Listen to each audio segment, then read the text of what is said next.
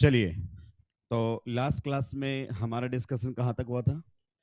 हमने रूल्स पढ़े थे कि ऐसा नहीं है कि आप मनमानी चलाएं रेजोनेटिंग स्ट्रक्चर बनाने के लिए। There are certain rules, you have to follow those rules. Clear? उसके बावजूद भी मैं काफी लोगों की नोटबुक में देख पा रहा हूँ उन्होंने स्ट्रक्चर ठीक से नहीं बनाई है। इधर वाले में पाई बॉन्ड है नहीं राक्षस, उधर वाले में पाई बॉन्ड ले आया तू यहाँ पे, फिर बाद में रिवीजन के टाइम पर कंफ्यूजन आएगा। आइए अब ठीक है, वापस लौटेंगे। अभी तक जो बातें हुई थी वो ऑलमोस्ट सारी की सारी बातें थियोरिटिकल थी, मतलब कि ध्यान रखने वाली बातें थी। किसी की कोई बढ़िया तरीके से एक्सप्लेनेशन अगर आपको नहीं चमकी है तो परेशान होने की जरूरत नहीं है, क्योंकि अभी हम बातें करेंगे। अब आता है मेन पॉइंट कि सर अगर मेरे पास क्वेश्चन आता है कि किस में रेजोनेंस है और किस में रेजोनेंस नहीं है, ये तो मुझे अभी तक भी नहीं पता चला है। देखिए वैसे तो ये काफी कॉम्प्लिकेटेड चीज है, बहुत सारे एग्जाम्पल्स होंगे जहां मुझे भी नहीं पता होगा कि रेजोनेंस है या नहीं, क्योंकि केमिस्ट्री कैसा है, इंफॉर्मेशन वाला टॉपिक है। अगर आप जानते हैं तो आप बता पाते हैं, अगर आप नहीं जानते हैं तो आप नहीं बता पाते। अब बात आती है अगर नीट और जेई की हम प्रिपरेशन कर रहे हैं और उसमें अगर कोई क्वेश्चन पूछा जाता है कि इसमें रेजोनेंस है या फिर नहीं है, तो हम उसका आंसर कर सकते हैं, क्योंकि इसीलिए सिलेबस डिफाइन किया गया है कि आपसे बहुत ज्यादा चीजें नहीं पूछी जा सकती, जो सिलेबस में उन्हीं की बातें होंगी। तो नेक्स्ट और मोस्ट इंपॉर्टेंट हमारे सामने रहेगा कि कब रेजोनेंस होता है और कब रेजोनेंस नहीं होता है। तो नेक्स्ट हमारे सामने टॉपिक रहेगा common examples of resonance. Common examples of resonance. NCERT की एक्सरसाइज में कुछ ऐसे क्वेश्चंस हैं जो आप पूरा पढ़ने के बावजूद भी आंसर नहीं कर पाते हैं। उसका सिंपल सा रीजन है क्योंकि आपने रेजोनेंस को ठीक से नहीं पढ़ा है। कॉमन एग्जांपल्स ऑफ रेजोनेंस कि भाई अगर आपको ये वाले केसेस दिखाई दे जाएं तो आप कह देना कि उसमें रेजोनेंस है। यानी कि इनडायरेक्टली मैं आपको बता रहा हूं कि रेजोनेंस आपको कब कब देखने को मिलेगा। थोड़ी देर के लिए पेन डाउन करेंगे और मुझे ध्यान से सुनेंगे। देखिए रेजोनेंस, अगर किसी मॉलिक्यूल के अंदर आपको क्या दिखाई दे जाता है, कॉन्जुकेशन। कॉन्जुकेशन तो आप बोल देना कि उस मॉलिक्यूल में रेजोनेंस है। अगर आपको कॉन्जुकेशन दिखाई दे रहा है तो आप बोल देना कि yes this molecule is having resonance, means उस मॉलिक्यूल की आप एक से ज्यादा लुईस स्ट्रक्चर बना पाएंगे। ठीक है, ये पहला पॉइंट है। दूसरा पॉइंट अगर अपन बात करना चाहें, अगर आपके सामने कभी भी आ जाए positive charge and lone pair, positive charge and lone pair on adjacent atoms, on adjacent atoms, और ये सारे केस हम पढ़ेंगे। Negative charge and vacant D orbital, vacant D orbital on adjacent atoms, on adjacent atoms. यानी कि अगर एक पर पॉजिटिव चार्ज है और दूसरे पर क्या है, लोन पेयर, अब समझिए उसमें रेजोनेंस है। ठीक है, या फिर एक पर कैसा चार्ज है, नेगेटिव, और बाजू वाले पर क्या है, वैकेंट डी ऑर्बिटल, तो आप समझिए वहां पर भी क्या है, रेजोनेंस। और तीसरा केस जो हमारे लेवल पर बनता है, molecules having polar pi bond, molecules having polar pi bond, pi bond नहीं, कैसा, पोलर पाई बॉन्ड। तो ये NEET JEE Mains JEE Advance में आने वाले केसेज होते हैं। या तो जब भी क्वेश्चन आएगा आपका रेजोनेंस का तो मॉलिक्यूल में क्या पाया जाएगा, कॉन्जुकेशन, या फिर ये वाला केस होगा पॉजिटिव चार्ज और बाजू में क्या होगा, या फिर नेगेटिव चार्ज और बाजू में क्या होगा, वैकेंट डी ऑर्बिटल, या फिर पोलर पाई बॉन्ड। तो पोलर पाई बॉन्ड वाला तो अब आपको देखो एक केस समझ में आ गया। जैसे आपसे पूछे बताओ फॉर्मल्डिहाइड में रेजोनेंस है कि नहीं है, आप बोल दोगे है, because it contains polar pi bond. अगर पोलर पाई बॉन्ड है तो आप इसकी कितने लुईस स्ट्रक्चर बना दोगे, दो। इस प्रकार से बॉन्ड को तोड़कर एक वाले में तो नॉर्मल रहेगा और एक में आपका पोलर पाई बॉन्ड किसकी तरफ तोड़ देना है, मोरियन की तरफ। तो यहां पर आ जाएगा नेगेटिव चार्ज और यहां पर आ जाएगा, तो फॉर्मल्डिहाइड के एटलीस्ट 2 लुईस स्ट्रक्चर तो आप लिख सकते हो। सिमिलरली अगर आपके सामने आ जाए कौन, एसीटोन, कौन आ जाता है, एसीटोन, और आपसे पूछता है बताइए क्या इसमें रेजोनेंस है या नहीं है, तो definitely it is having resonance because it contains polar pi bond. तो पोलर पाई बॉन्ड वालों में भी आपको रेजोनेंस देखने को मिलेगा। पोलर पाई बॉन्ड को किधर तोड़ देना है, मोर ईएन की तरफ। तो मोर ईएन पर आ जाएगा नेगेटिव। आप जानते हैं दोनों इलेक्ट्रॉन किसके पास गए हैं, ऑक्सीजन के पास। तो कार्बन पर कैसा चार्ज आ जाएगा, पॉजिटिव। तो देखो जो केसेस मैंने लिए थे वो आपके सामने अब निकल कर आ रहे हैं। और हम केवल रेजोनेंस को इतना सोच रहे थे, इतना सा रेजोनेंस है, नहीं, रेजोनेंस तो इसके अलावा भी है। पर ये तो वो केसेज है जो एनसीईआरटी डील करता है, समझे। तो अब आप देखो रेजोनेंस, अगर कॉन्जुकेशन है तो भी रेजोनेंस है, अगर कॉन्जुकेशन नहीं है तो भी रेजोनेंस है। हम इन चीजों को समझना पड़ेगा। तो ये तो एक सिंपल सा केस था पोलर पाई बॉन्ड वाले, सुलझ गए। अब ये जो केस हैं इनको हमें डिटेल में पढ़ना पड़ेगा, और इसमें सबसे पहले हम समझेंगे कौन से वाले केसेस, कॉन्जुकेशन। क्योंकि सर आपने लिख तो दिया, पर यकीन मानिए मुझे तो ये भी नहीं पता कि कॉन्जुकेशन होता क्या है। तो पहले ये वाले केस डील करेंगे, फिर ये वाले केस डील करेंगे, और ये वाले केस तो मैंने डील कर दिए कि पोलर पाई बॉन्ड होते ही बोल देना क्या है, रेजोनेंस। क्लियर। तो वन बाय वन आगे बढ़ेंगे, सबसे पहले यहां तक छापेंगे और फिर हम बात करेंगे कॉन्जुकेशन की। दोस्तों ध्यान से समझना पड़ेगा कॉन्जुकेशन को, बिकॉज इसी से ही एरोमेटिसिटी लिंक्ड है। अगर हमें ये ढंग से समझ में आता है तो आगे की सारी चीजें हमारे लिए क्या हो जाएंगी, आसान।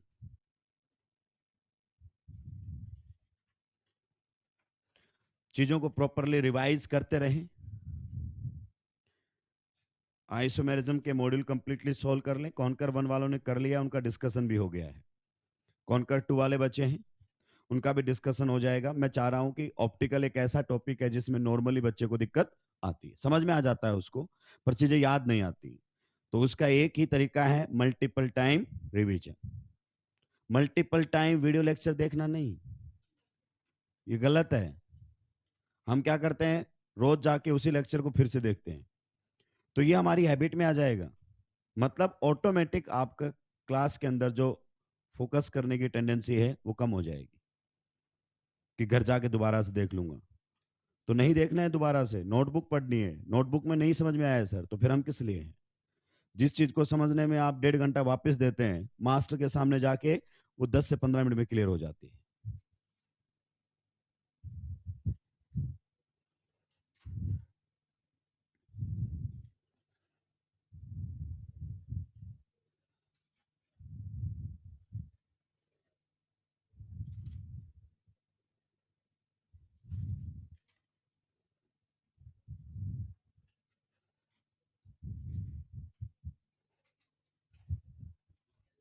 सुलटा दिया है। तो मेन जो है इसमें कॉन्जुकेशन वाला पार्ट रहेगा। कॉन्जुकेशन है तो मॉलिक्यूल में क्या होगा, रेजोनेंस, सीधी सी बात है। कॉन्जुकेशन के बिना भी मॉलिक्यूल में क्या हो सकता है, रेजोनेंस। और ये दोनों एग्जाम्पल जो दोस्तों मैंने उठाए हैं, यकीन मानिए दोनों किसके हैं, एनसीईआरटी के। आने के बाद बताने का फिर इनका कोई मतलब नहीं रह जाता है।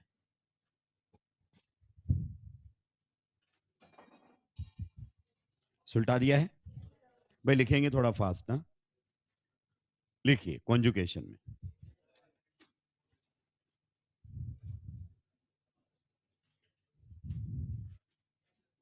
कॉन्जुकेशन लिखिए। conjugation occurs conjugation occurs conjugation occurs conjugation occurs whenever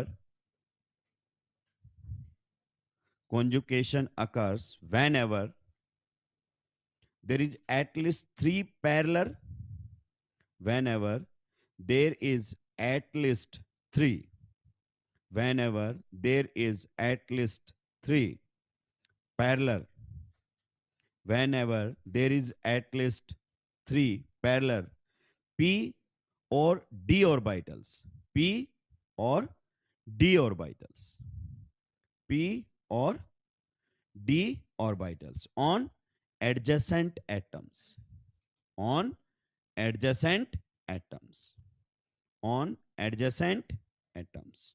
conjugation की ये सिंपलेस्ट डेफिनेशन है कि कॉन्जुकेशन आपको दिखाई देगा अगर कम से कम कि एडजेसेंट 3 एटम्स के ऊपर क्या होने चाहिए, पैरेलल p या फिर पैरेलल d, डी ऑर्बिटल्स होने चाहिए। आइए, ये तो हो गई लैंग्वेज की बात। अब हम इसको थोड़ा सा समझते हैं कब होगा कॉन्जुकेशन।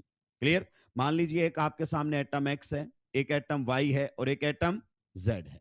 ये देखो लगातार 3 एटम हो गए कि नहीं हो गए। x का एडजेसेंट y, y का एडजेसेंट z, z का एडजेसेंट y और y का एडजेसेंट x।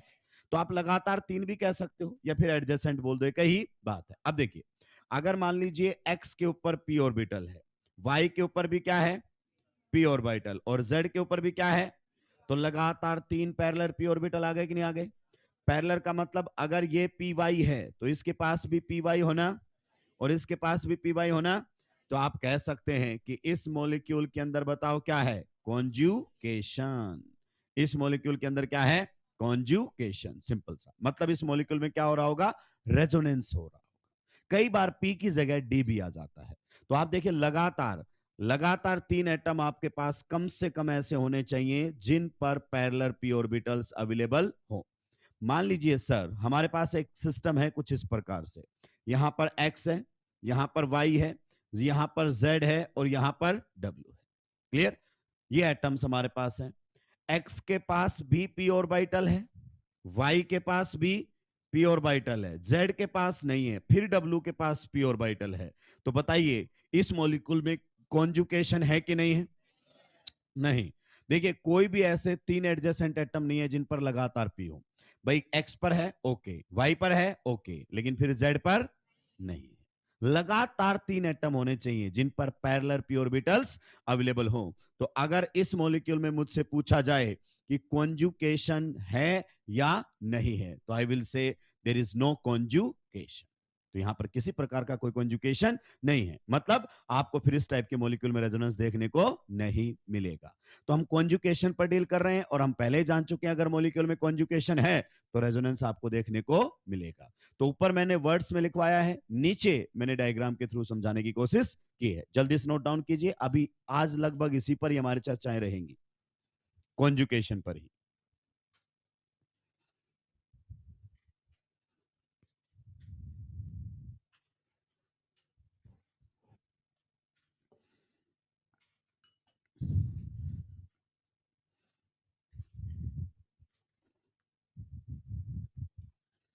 सुलटा दिया है।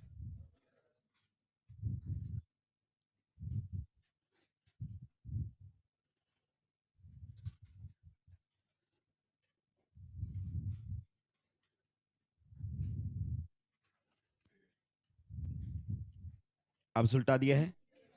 चलिए आइए वापस से पेन डाउन करेंगे और चीजों को समझने की कोशिश करेंगे।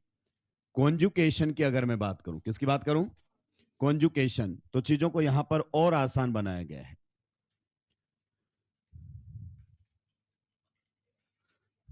कॉन्जुकेशन की अगर बातें करें तो इसको और भी आसान बनाया गया। पेन सभी के डाउन होने चाहिए, मैं आपको हर बार कहता हूं और ये बहुत अच्छी बातें हैं।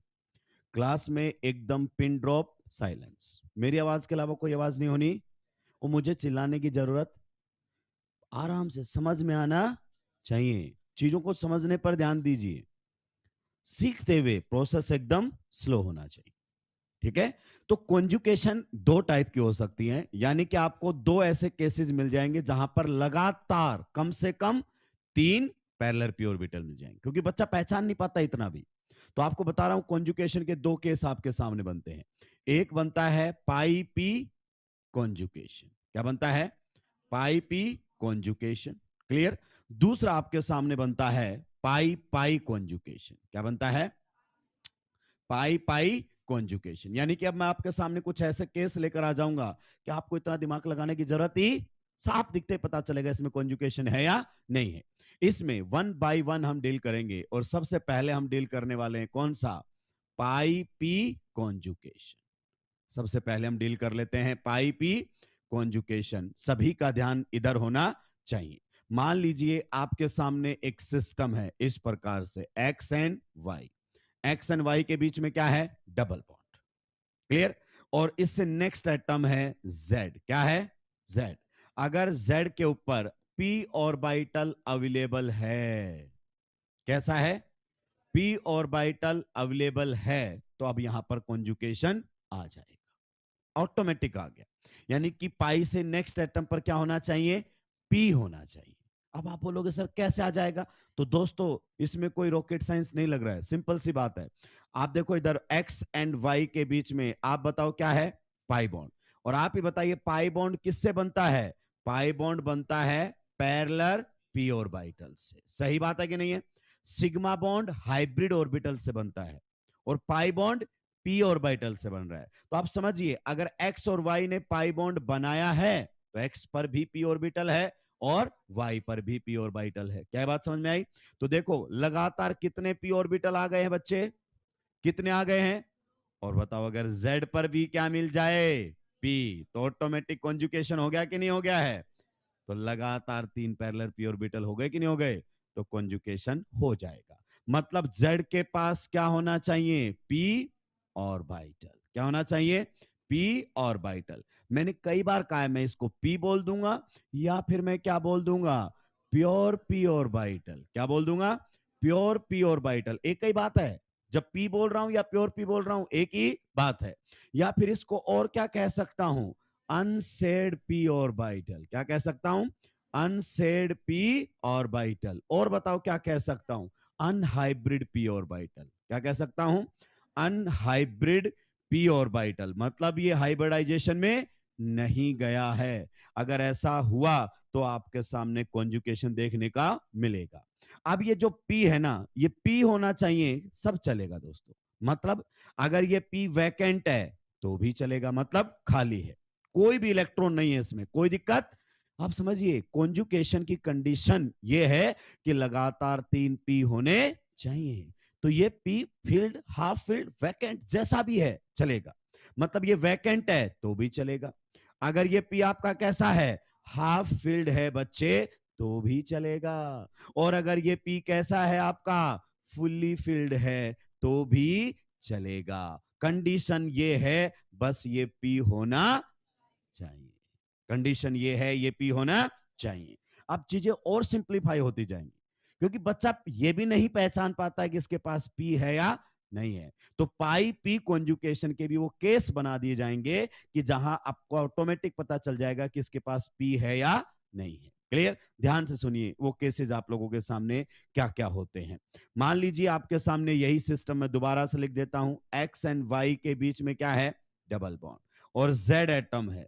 तो जेड एटम पर नॉर्मली क्या आ जाए, या तो रेडिकल आ जाए, या फिर कैसा चार्ज आ जाए, पॉजिटिव चार्ज आ जाए, या फिर कैसा चार्ज आ जाए, नेगेटिव।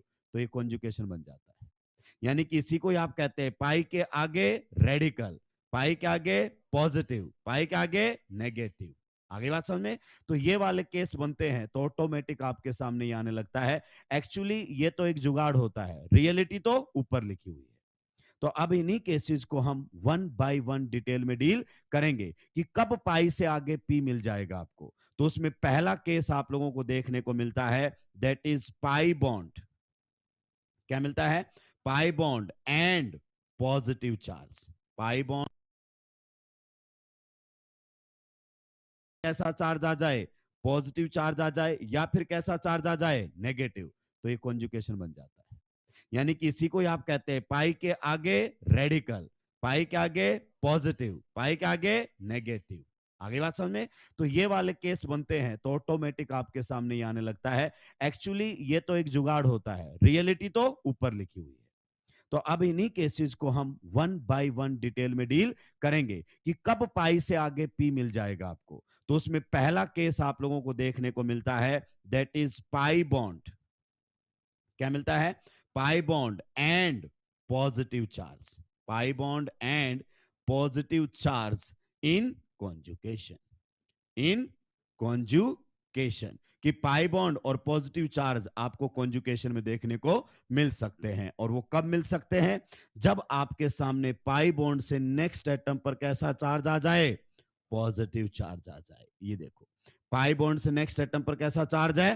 पॉजिटिव। तो आप समझो उस मॉलिक्यूल में कॉन्जुगेशन है। पाई से नेक्स्ट एटम पर कैसा है? पॉजिटिव। लेकिन सर थोड़ी देर पहले तो आप कह रहे थे कि पाई से नेक्स्ट एटम पर क्या होना चाहिए? पी होना चाहिए। अब आप पॉजिटिव की बात कर रहे हो, क्योंकि बच्चे आप नहीं पहचान पाते हैं कई बार कि उसके पास पी है या, तो ये जुगाड़ है कि अगर पाई बॉन्ड से नेक्स्ट एटम पर पॉजिटिव चार्ज है तो आप समझ लो 3p पैरेलल हो गए हैं। आपको ज्यादा दिमाग खर्च करने की जरूरत नहीं है। आइए मैं और समझाता हूं डिटेल में।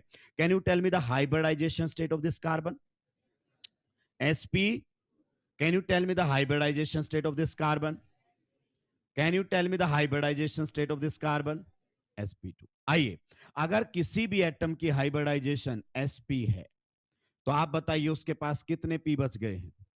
दो। दो प्योर p हैं जो मिक्सिंग में नहीं गए। आइए, अगर किसी भी एटम की हाइब्रिडाइजेशन sp2 है तो कितने p बच गया है?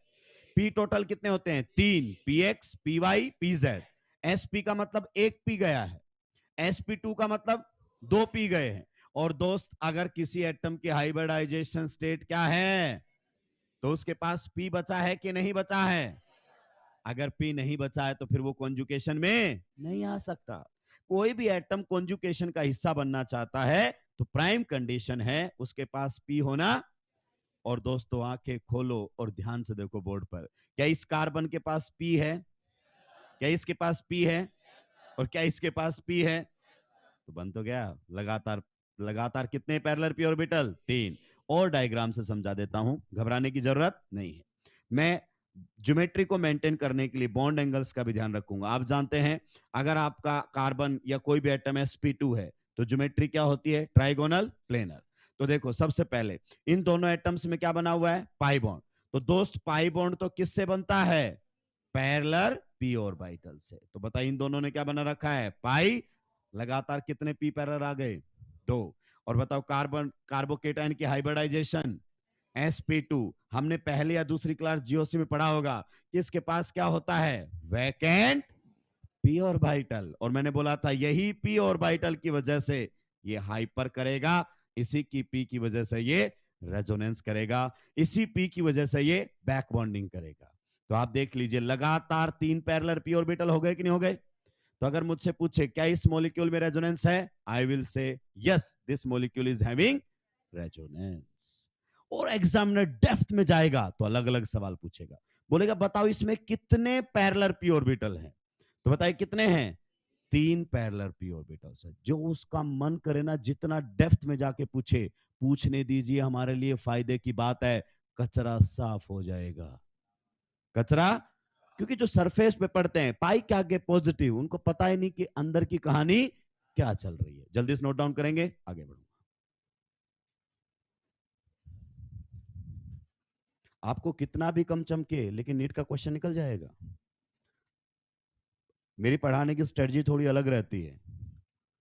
मैं उन कोच में से हूं, अगर 10 किलोमीटर की रनिंग करनी है बच्चे को तो 15 या 20 किलोमीटर की प्रैक्टिस करवाओ। जब वो 15 से 20 किलोमीटर का स्टेमिना 10 किलोमीटर में लगाएगा तो जो दौड़ ही 10 किलोमीटर रहे हैं उनको तो साफ कर देगा।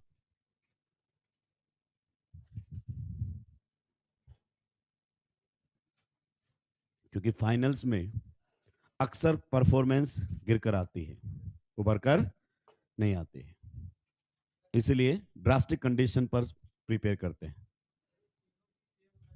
हाँ, ये दोनों तो सेम होंगे ही होंगे बेटा।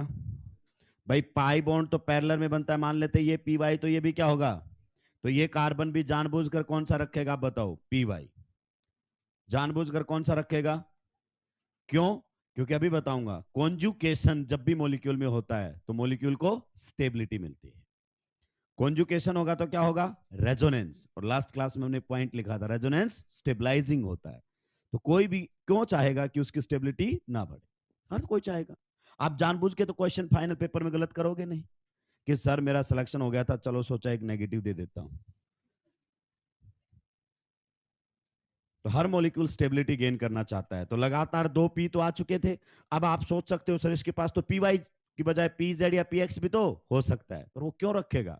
जब वो py रख सकता है कॉन्जुगेशन में आ सकता है।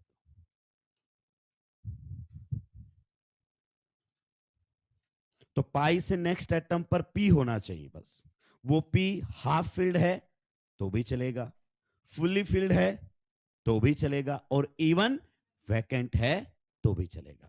जैसे इस बार कार्बन के पास जो पॉजिटिव वाले कार्बन है, इसके पास पी कैसा है बताओ?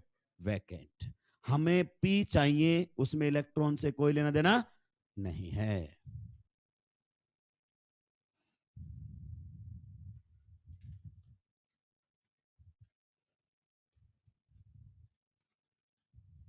सुलटा दिया है?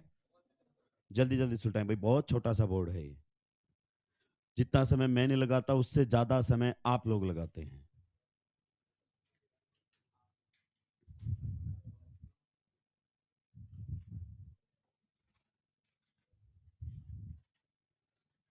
व्हाइट बोर्ड पहले था, उसकी आप देख सकते हैं कितना बड़ा रहा होगा, यहां से लेकर वहां तक लगभग ये कितने बोर्ड आ जाएंगे? 3। तो स्पीड 1.5 टाइम तो हो जाएगी एटलीस्ट, बता रहा हूं मैं आपको।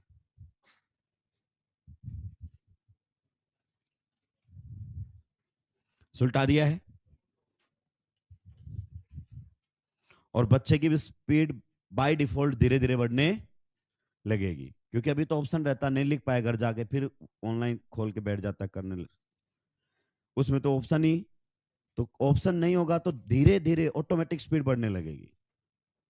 हम कंडीशंस के हिसाब से चेंज होने लगते हैं। पहले दिन जब कोटा रहे थे, घर वाले छोड़ के गए थे, तो ऐसा लग रहा था 2 दिन बाद शायद हम निकल ही जाएंगे, नहीं रुक पाएंगे यहाँ पर। और अब घर वालों का फोन भी नहीं उठाते। ये कहना घर वाले करते ही नहीं है। तो पहले क्या होगा, तुमने उठाया नहीं होगा तो घर वाले भी समझ गए कि अब इनको हमारी कोई खास जरूरत है नहीं। बदल गए ना सिचुएशन के हिसाब से। तो जब स्पीड मास्टर की ज्यादा होगी तो बाय डिफॉल्ट बच्चे धीरे धीरे स्पीड बढ़ा लेते हैं। आगे बढ़ सकता हूं? चलिए ध्यान से सुनिएगा। अब आप समझिए चीजें क्या हैं। चीजें ये हैं, क्या इस मॉलिक्यूल में कॉन्जुकेशन है? तो हमारे पास शॉर्ट ट्रिक आ गई कि हम पाई के आगे पी नहीं पहचान पाते थे। पाई तो पहचान लेते हैं, पर जेड पर पी है या नहीं ये नहीं पहचान पाते थे हम। अब हमें और शॉर्ट ट्रिक मिल गई कि भाई पाई बॉन्ड से नेक्स्ट एटम पर कैसा चार्ज है? पॉजिटिव। तो उसके पास पी है, आपको दिमाग खर्च करने की जरूरत ही। तो मॉलिक्यूल में क्या है? कॉन्जुकेशन।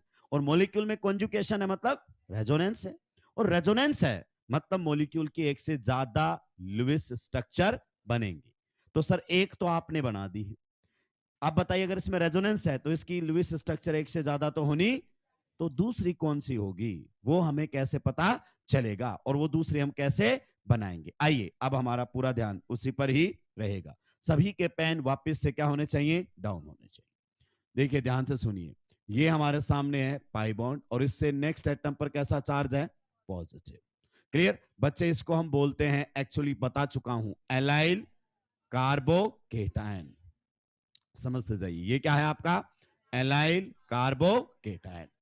अब इसकी जब भी आपको रेजोनेटिंग स्ट्रक्चर बनानी है, यानी कि दूसरी लुईस स्ट्रक्चर बनानी है, तो सिंपल सा फंडा है, पाई बॉन्ड पर पॉजिटिव चार्ज की साइड से, किस साइड से?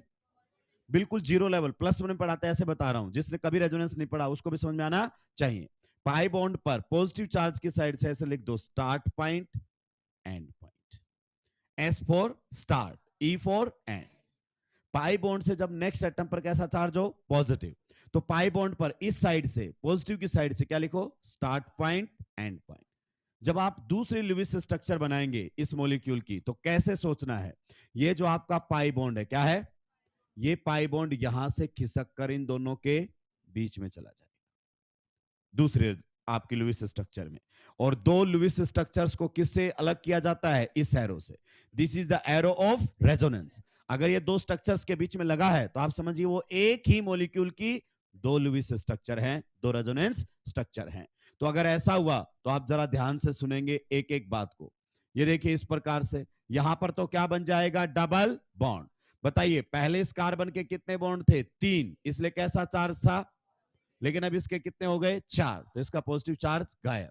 लेकिन अब इस कार्बन पर फोकस करो, इसके अभी कितने थे? 4, लेकिन पाई बॉन्ड आपने तोड़ के इधर बना दिया, तो अब इसके कितने हो गए? 3, तो पॉजिटिव चार्ज इसके ऊपर दिखाई देने लगेगा।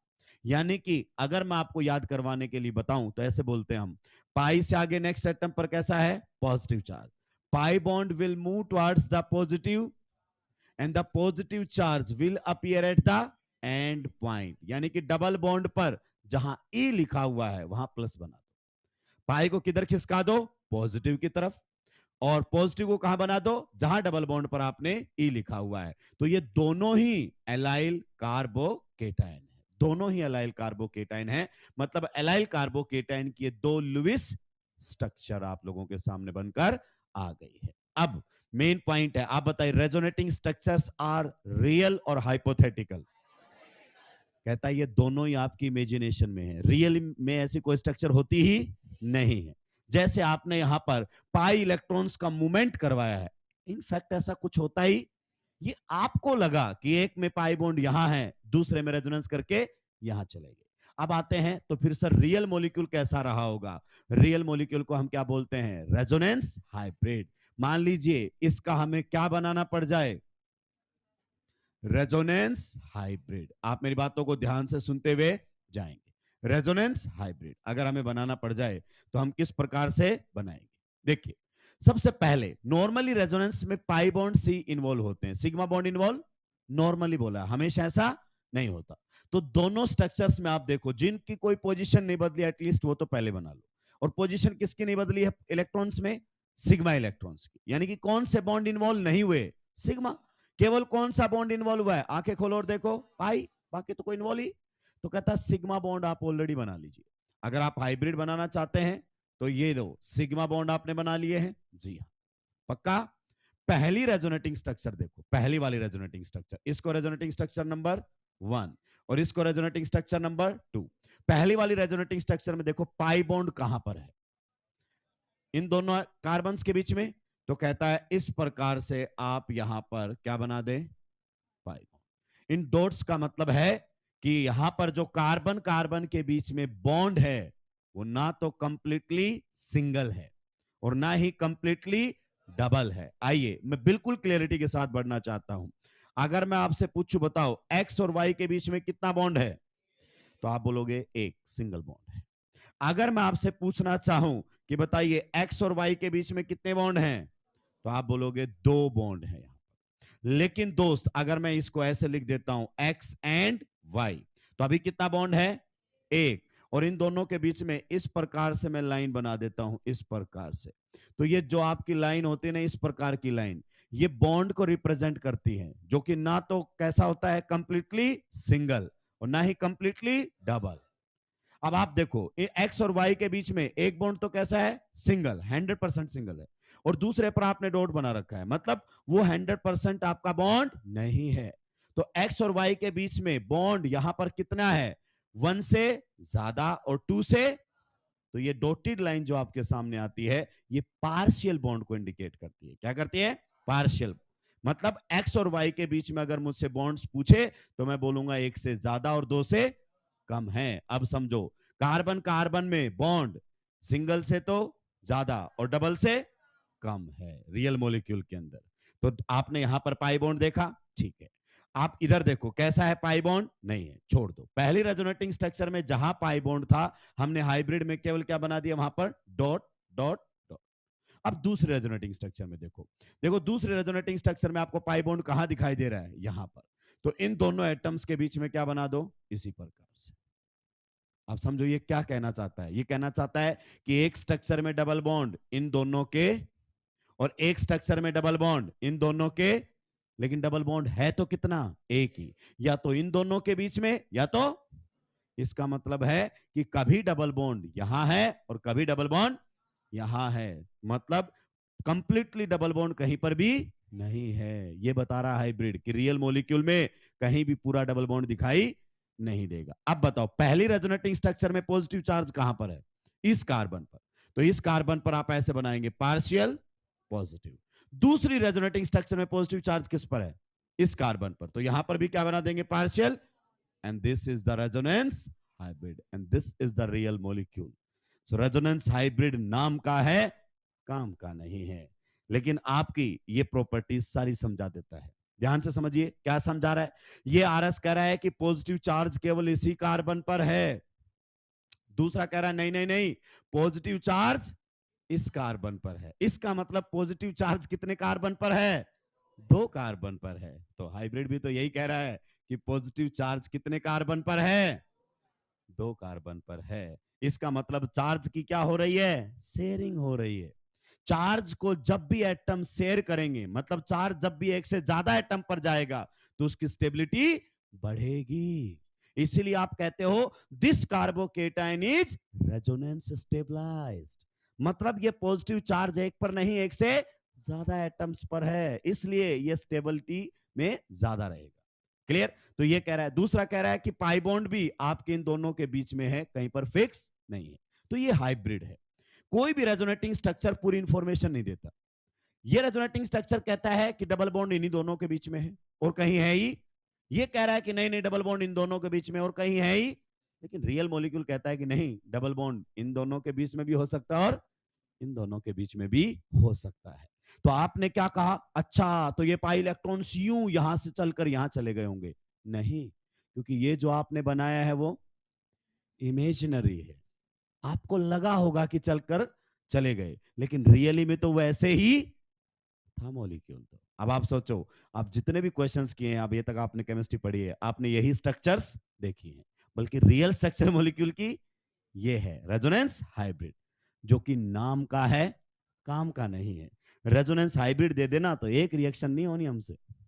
तो ये रेजोनेंस हाइब्रिड मात्र किसका है? नाम का, काम का नहीं। अभी मैं इस पर और भी बातें करूंगा। तो ये आपने एक रेजोनेंस हाइब्रिड बनाना सीखा। इसका रेजोनेंस हाइब्रिड एक और बन सकता है। क्या बन सकता है? एक और। ध्यान से सुनिए, मैं दोनों रेजोनेटिंग स्ट्रक्चर आप लोगों के सामने रख रहा हूं, सभी का ध्यान बोर्ड पर होना।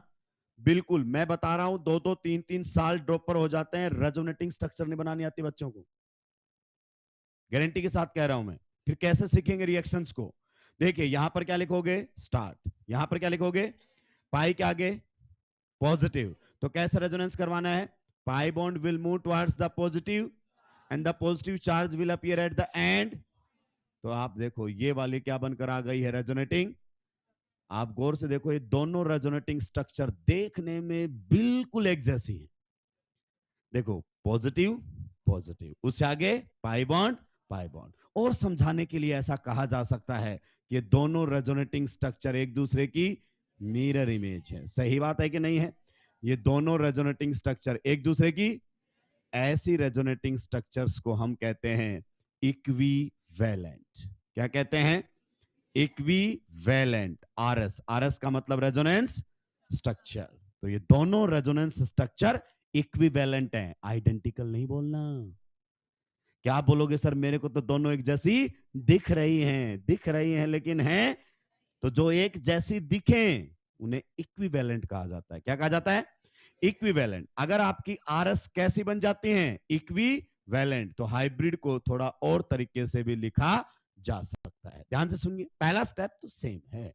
पहली आरएस में पाई बॉन्ड बताओ किन दो कार्बन के बीच में है? यहां पर, यहां बना दो। दूसरी आरएस में बताओ यहां पर, तो यहां बना दिया। अब देखो, पॉजिटिव चार्ज कितने एटम शेयर कर रहे हैं? दो। तो आप हाइब्रिड में अब मैग्नीट्यूड भी दिखा सकते हो। अगर इक्विवेलेंट आरएस है तो +1/2 इस पर, +1/2 इस पर, कि टोटल चार्ज को ये दोनों कार्बन इक्वली शेयर कर रहे हैं। ये तभी दिखा सकते हो। देखो यहां पर डेल्टा का कोई मैग्नीट्यूड नहीं होता, मतलब इन बिटवीन 0 एंड 1, 0 से ज्यादा, 1 से कम होता है। पर यहां पर हमने साफ मैग्नीट्यूड दिखाया है चार्ज का। चार्ज का मैग्नीट्यूड तभी दिखाओगे जब आपकी बनी हुई सभी रेजोनेटिंग स्ट्रक्चर्स क्या हो?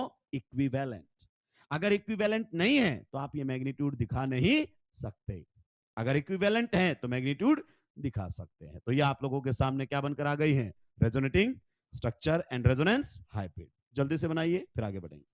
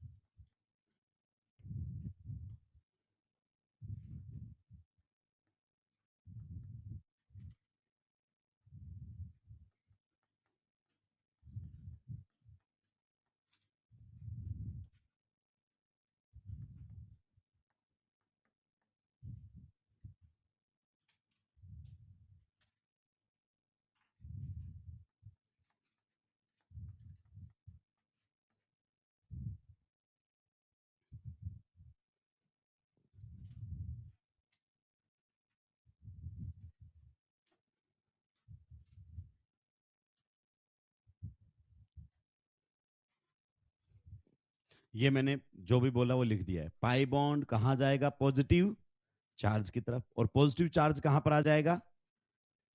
At the end point of double bond, सीधा। रेजोनेटिंग स्ट्रक्चर, जब तक आप पेन चलाकर रेजोनेटिंग स्ट्रक्चर्स नहीं बनाएंगे तब तक कोई मतलब नहीं है।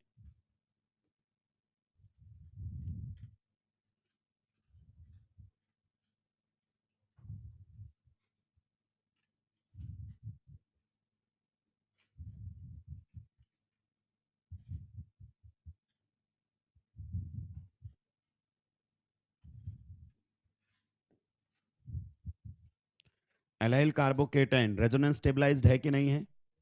मतलब पॉजिटिव चार्ज को एक से ज्यादा एटम शेयर कर रहे हैं कि नहीं कर रहे हैं? तो जब भी पॉजिटिव चार्ज अपनी पोजीशन बदलने लगे, इसका मतलब उसको स्टेबिलिटी मिल रही है।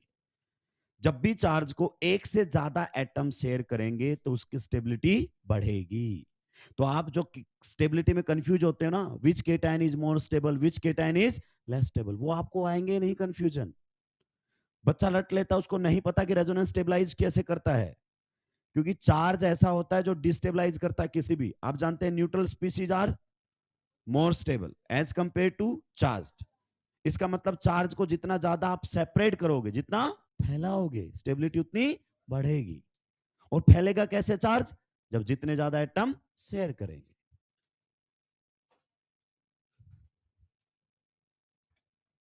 शेयरिंग से प्यार बढ़ता है कि नहीं बढ़ता है? मुझे नहीं पता, पर जी हाँ, शेयरिंग से स्टेबिलिटी बढ़ती है, ये मुझे पता है। यहां पर पॉजिटिव चार्ज को एक नहीं, दो एटम शेयर कर रहे हैं, इसका मतलब इस पॉजिटिव चार्ज की स्टेबिलिटी ज्यादा है।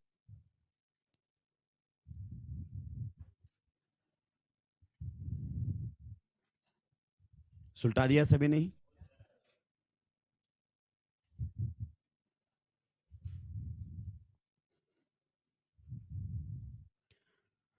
जल्दी जल्दी सुलटाएंगे भाई। यहां पर एक्स और वाई का बॉन्ड ऑर्डर कितना होगा? 1। यहां पर और यहां पर इन बिटवीन 1 एंड 2 1.5 बोला, गर्दन तोड़ दूंगा। कुछ भी बोल देते हो। किसने बोला कि ये 0.5 बॉन्ड बताता है? In between single and double. धर लेगा एग्जामिनर तुमको।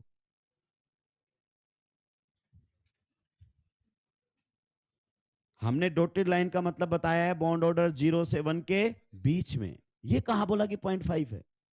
ये तो आपने सोचा है ना, नहीं सोचना है भाई। ये भी आएगा ना। बताओ रेजोनेंस किसने किया है? पॉजिटिव ने। तो बना भी क्या है? यानी कि जब पॉजिटिव चार्ज रेजोनेंस करता है तो पॉजिटिव चार्ज ही, लेकिन बनता कहां पर है? डबल बॉन्ड के। तो जिनको बिल्कुल कमजोर हैं वो इस प्रकार से शुरुआत कर सकते हैं, धीरे धीरे चीजें क्लियर हो जाएंगी। सुलटा दिया है। आइए अब एक पॉइंट और बताना चाहता हूं। बताओ ये पॉजिटिव चार्ज रेजोनेंस कर रहा है कि नहीं कर रहा है? मतलब अपनी जगह बदल रहा है कि नहीं बदल रहा है? तो जब चार्ज रेजोनेंस में आ जाए तो इस टाइप के चार्ज को हम बोलते हैं डी लोकेलाइज्ड। जब आपका चार्ज को एटम शेयर करना शुरू कर दें तो डी लोकेलाइज्ड। तो आप कह सकते हो दिस पॉजिटिव इज डी लोकेलाइज्ड। लोकेलाइज्ड का मतलब एक ही जगह पर फिक्स, डी लोकेलाइज्ड का मतलब जगह बदल रहा है। तो जब आपके एटम्स चार्ज को शेयर करना शुरू कर दें, यानी कि शेयरिंग हो रही है अगर चार्ज की, तो वो चार्ज कैसा कहता है? कहलाता है डी लोकेलाइज्ड। क्लियर? चलिए आइए अब अगला रेजोनेटिंग स्ट्रक्चर आप बनाएंगे। रफ नोटबुक में बना लीजिए दोस्तों, मुझे कोई दिक्कत आपत्ति नहीं है। गलत बना दीजिए दोस्तों, मुझे उससे भी कोई दिक्कत नहीं है। पर अगर आप नहीं बनाएंगे तो उससे अभी मुझे दिक्कत है, पेपर में आपको होगी। बिल्कुल बेसिक से बताइए, क्या इस मॉलिक्यूल में कॉन्जुकेशन है या नहीं है? कैसे पहचान लेते हो तुम? ये रहा पाई और इससे नेक्स्ट एटम पर पॉजिटिव, इतने से तो पहचान गए ना। तो सिंपल सी बात है, कैसे लिखोगे बताओ? पाई बॉन्ड पर इधर क्या लिखोगे? Start point. यहां पर अच्छा, स्टार्ट किस साइड लिखना है डबल बॉन्ड पर? पॉजिटिव की साइड से। पक्का? अब आपका फंडा क्लियर है। कैसे रेजोनेंस कैसे करवाना है बताओ? Pi bond will move towards the positive, और बताओ पॉजिटिव चार्ज कहां पर आ जाएगा? डबल बॉन्ड के एंड पॉइंट पर। तो बताओ इस मॉलिक्यूल की आपने अगली रेजोनेटिंग स्ट्रक्चर बना दी कि नहीं बना दी? बना दी। क्लियर? आगे बनाओ। क्या फिर से रेजोनेंस हो रहा है? तो दोस्तों क्यों नहीं हो रहा है? पाई बॉन्ड के आगे फिर क्या आ गया है? Positive charge. तो फिर से कैसे करवाओगे? Start point, and point. बताइए पाई बॉन्ड किधर जाएगा? पॉजिटिव की तरफ। और पॉजिटिव कहां पर आ जाएगा? पाई बॉन्ड के एंड पॉइंट पर। तो ये आपके सामने एक और रेजोनेटिंग स्ट्रक्चर बन गई है। बताइए इसमें पॉजिटिव चार्ज को कितने कार्बन एटम्स ने यहां पर शेयर किया है? 1, 2, 3। तो अब थोड़ा सा दिमाग पे जोर डालो। अगर मैं इन दोनों केटाइंस की स्टेबिलिटी कंपैरिजन करूं, क्या बोला? दोनों केटाइंस की स्टेबिलिटी कंपैरिजन करूं, तो इस पॉजिटिव को भी रेजोनेंस से स्टेबलाइजेशन मिल रहा है, मतलब ये पॉजिटिव रेजोनेंस कर रहा है। लेकिन कितनी बार डिलोकलाइज होने का मौका मिला? और इसको कितनी बार? तो कौन से पॉजिटिव चार्ज की स्टेबिलिटी ज्यादा हुई? क्लियर? रटने की जरूरत थी? हम फालतू में रट्टा मारते रहते हैं। रेजोनेंस स्टेबलाइज द कार्बोकेटाइन, या लिख देते हैं रेजोनेंस स्टेबलाइज्ड कार्बोकेटाइन। बच्चे को चमक नहीं रहा हो, क्या रहा है? अरे रेजोनेंस होने का मतलब उस चार्ज को एक से ज्यादा एटम शेयर कर रहे हैं, मतलब उसकी स्टेबिलिटी अब ज्यादा है। क्या ये पॉइंट आपको क्लियर हुआ? ये रेजोनेटिंग स्ट्रक्चर नंबर 1, ये रेजोनेटिंग स्ट्रक्चर नंबर 2, ये रेजोनेटिंग स्ट्रक्चर नंबर 3। अब देखो मैंने एक लाइन लिखी हुई है, pi bond move towards the positive. तो पाई बॉन्ड किसकी तरफ गया? And positive charge will appears at the end point of the double bond. तो जो बिल्कुल जिसको नहीं आता वो भी रेजोनेटिंग स्ट्रक्चर बना सकता है। फिर एक पॉइंट और लिखा है, पॉजिटिव रेजोनेंस करेगा तो पॉजिटिव। अब बताओ कौन सा रेजोनेंस कर रहा है? तो अगर यहां पॉजिटिव है तो अगली आरएस में भी पॉजिटिव। तो पॉजिटिव के रेजोनेंस करने से पॉजिटिव ही बनता है। आप बताइए क्या इसकी सभी आरएस इक्विवेलेंट है? तीनों आरएस इक्विवेलेंट है? सर कैसे पहचानूंगा? मिरर नहीं रखना, आंखें तो इस्तेमाल में लो ना। ये और ये एक जैसी दिख रही हैं? इसमें किनारे पर है पॉजिटिव चार्ज और इसमें, इसका मतलब इसकी सारी आरएस इक्विवेलेंट। अगर सारी आरएस इक्विवेलेंट नहीं है तो ऐसे आप चार्ज का मैग्नीट्यूड नहीं दिखा सकते, डेल्टा से दिखाओगे हाइब्रिड के अंदर। तो क्या आप रेजोनेंस हाइब्रिड बनाने के लिए तैयार हैं? तो ये लीजिए हम बनाएंगे इसका रेजोनेंस हाइब्रिड। क्लियर? आप बताइए सबसे पहले कौन से बॉन्ड बना ले दोस्तों? सिग्मा, क्योंकि सिग्मा इन्वॉल्व नहीं होते नॉर्मली रेजोनेंस में। अब इधर ध्यान दो सभी। बताओ पहले वाले में पाई बॉन्ड कहां कहां है? पहली आरएस में। तो आप बोलोगे सर पहली आरएस में यहां पर क्या है? Pi bond. और कहां पर है? यहां पर क्या है? Pi bond. दूसरी आरएस में कहां कहां है पाई बॉन्ड? सर यहां पर है पाई बॉन्ड, जो कि हमने पहले ही बता दिया। ओके। फिर कहां पर है? यहां पर, जो कि हमने अभी तक नहीं बताया है। सही बात है। अब चलो तीसरी पे। सर यहां पर है पाई बॉन्ड, जो कि ऑलरेडी बताया। ओके। और यहां पर है, क्या ये बताया गया है? नहीं। तो यहां पर भी आप इस प्रकार से दिखा दे। तो ये तो मतलब पाई बॉन्ड कहीं भी हो सकता है, ये पाई इलेक्ट्रॉन से ऐसे दिखाए जाते हैं। पहली आरएस में पॉजिटिव चार्ज किस पर है? किनारे वाले कार्बन पर। तो यहां पर दिखाओ पार्शियल। दूसरी आरएस में पॉजिटिव चार्ज किस पर है? इस कार्बन पर। तो यहां पर दिखाओ पार्शियल। और तीसरी आरएस में पॉजिटिव कहां है? यहां पर। तो यहां पर दिखाओ पार्शियल पॉजिटिव। इसका मतलब ये इसका रेजोनेंस हाइब्रिड है। ये कह रहा है कि पॉजिटिव चार्ज 3 कार्बन एटम्स ने शेयर कर रखा है, और ये कह रहा है ये पॉजिटिव चार्ज 2 कार्बन एटम्स ने शेयर कर रखा है। और चार्ज की शेयरिंग जितनी ज्यादा तो स्टेबिलिटी भी उतनी ज्यादा। अब आप समझो, एक टाइम पर मैंने क्या बोला था? रेजोनेंस स्ट्रक्चर बोल दो, कैनोनिकल स्ट्रक्चर बोल दो, या कंट्रीब्यूटिंग स्ट्रक्चर बोल दो, क्योंकि रियल मॉलिक्यूल इन तीनों के कंट्रीब्यूशन से ही तो बनाया है। इसलिए इनको कई बार कंट्रीब्यूटिंग स्ट्रक्चर्स भी बोल दिया जाता है। बताओ ये रियल या हाइपोथेटिकल? हाइपोथेटिकल। रियल या हाइपोथेटिकल? रियल या hypothetical? But that one is. तो क्या मॉलिक्यूल के एक सिंगल स्ट्रक्चर से लिखा जा सकता है? हाँ, वो रेजोनेंस हाइब्रिड होगा। तो एनसीईआरटी की लाइनें हैं जिनको समझना इतना आसान नहीं होता है। क्या आप नेक्स्ट रेजोनेटिंग स्ट्रक्चर्स बनाने के लिए तैयार हैं? पक्का हाइब्रिड बना दिया है? बना दीजिए हाइब्रिड। चलिए आगे बढ़ जाऊं। नेक्स्ट,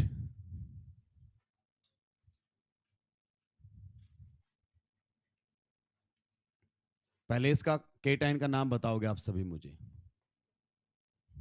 बता दिया आपने।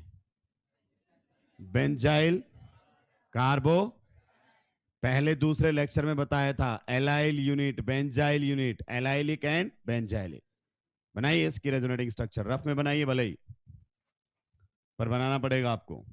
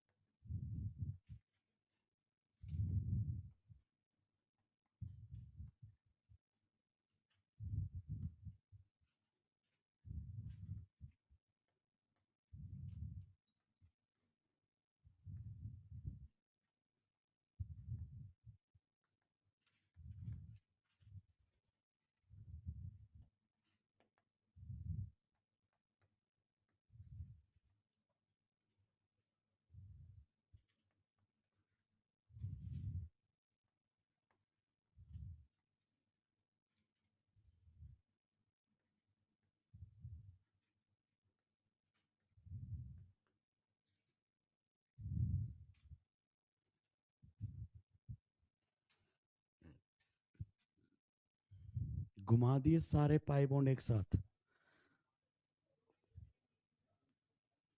एक टाइम पर एक ही घुमाना है। कुछ लोग एक दो रेजोनेटिंग स्ट्रक्चर बना के उलझ जाते हैं, चार्ज पता नहीं कहां चला गया उनका, चलते चलते चार्ज भूल जाते हैं, कुछ चलते चलते पाई बॉन्ड ही भूल जाते हैं।